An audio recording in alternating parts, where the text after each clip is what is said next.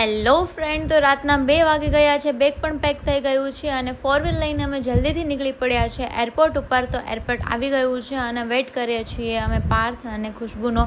એ પણ આવી ગયા છે અને હવે અમે જઈએ છીએ એરપોર્ટની અંદર પહોંચી ગયા છે. ત્યાં વિડીયો અલાઉ ન હતો એટલા માટે ડાયરેક્ટ મેં ફ્લાઇટમાં જ વિડીયો ઉતાર્યો છે. અંદર ફ્લાઇટ ચાલુ થઈ ગઈ છે, ટેક ઓફ થવાની છે.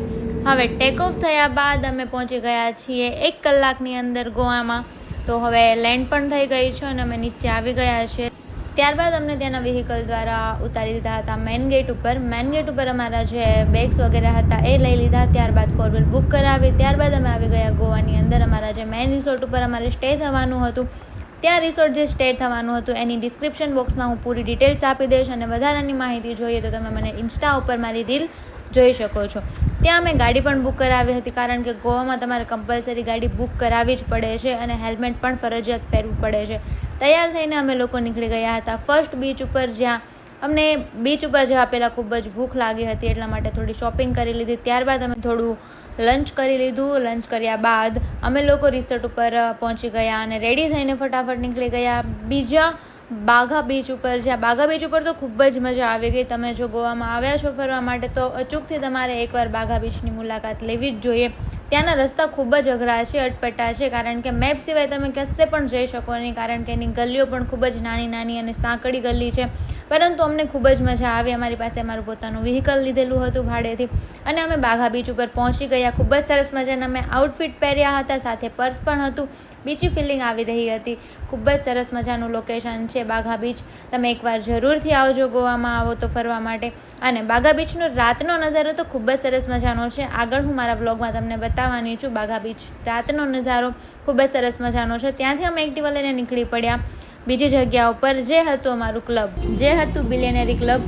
આ ક્લબ અમને સહેજ પણ નહોતું ગમ્યું, કારણ કે ખૂબ જ ચીપેસ્ટ ક્લબ હતું અને ખાવાનું પણ બિલકુલ બી સારું નહીં હતું. એટલા માટે અમે લોકો ત્યાંથી નીકળી ગયા. ડે 2માં અમે તૈયાર થઈને આવી ગયા છીએ. હવે જઈએ છીએ બીજી જગ્યા ઉપર અમે જવા નીકળ્યા તો મૌલિકની ગાડીમાં, એટલે કે અમારી ગાડીમાં પંચર પડી ગયું. ત્યાં કૃષ્ણા કાઠિયાવાડી રેસ્ટોરન્ટમાં અમે ઊભા રહ્યા.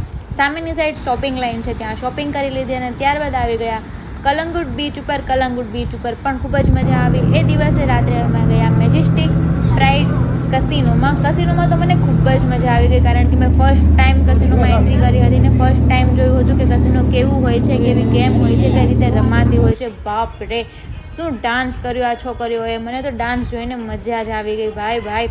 તો ફ્રેન્ડ્સ, જોઈ લો તમે પણ શાંતિથી ડાન્સ જોઈ લો, મજા આવે છે. મને પણ ખૂબ જ મજા આવી ગઈ.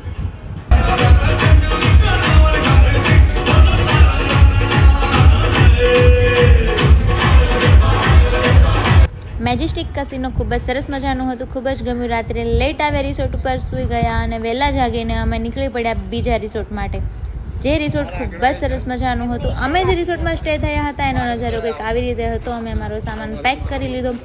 પેક કરીને અમે લોકો નીકળી ગયા છે બીજા રિસોર્ટમાં જવા માટે. એ રિસોર્ટમાં જવા પહેલાં હું તમને અમારું પહેલો રિસોર્ટ બતાવી દઉં છું, પૂરેપૂરો જોઈ લો. એનો નજારો ખૂબ જ સરસ મજાનો છે. નકરી નારિયેળી છે. તમે ફોટોગ્રાફી પણ કરો, સિમ્પલ ફોટો બી ક્લિક કરો ને તો એકદમ જોરદાર ફોટોઝ આવે છે, વિડીયોઝ આવે છે. અને મારે પૂરો વ્લોગ બનાવવાનો હતો એટલા માટે મેં ફર્સ્ટ ડે નહોતો બનાવ્યો. અમે જ્યારે રિસોર્ટ શિફ્ટ કર્યું ત્યારે મેં પૂરો વ્લોગ બનાવી લીધો હતો, વિડીયો શૂટ કરી લીધા હતા. એટલા માટે તમને આ મસ્ત મજાનું રિસોર્ટ જોવા મળે છે, જોઈ લો.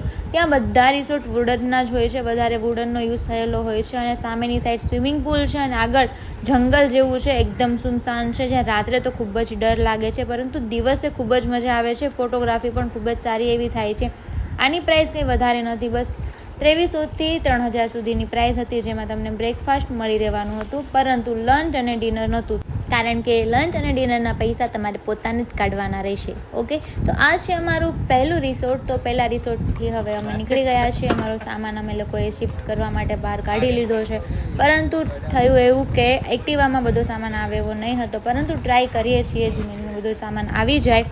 અને અમે જે બીજા રિસોર્ટ ઉપર જવાના છીએ એ રિસોર્ટ ખૂબ જ સરસ મજાનો છે. જો તમને મારો આ બ્લોગ ગમ્યો હોય તો લાઈક કરો, શેર કરો, સબસ્ક્રાઈબ કરો અને આ વિડીયો આગળ જોવો હોય તો મને કમેન્ટમાં જણાવો.